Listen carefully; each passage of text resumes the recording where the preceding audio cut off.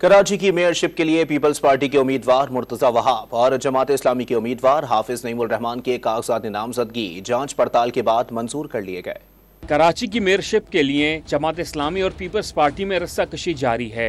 अमीर जमात इस्लामी कराची और जमात इस्लामी के नामजद मेयर कराची हाफिज नईमुल रहमान ने पीपल्स पार्टी पर शहर पर कब्जे का इल्जाम लगा दिया। दावा किया कि पीपल्स पार्टी धांधली से कराची पर कब्जा करना चाहती है। अब भी कब्जा करने की कोशिश कर रहे हैं, अब भी लोगों को जेलों में डाल रहे हैं, अब भी लोगों को लापता कर रहे हैं, अब भी कराची के वाज़े मैंडेट पे डाका डाल रहे हैं।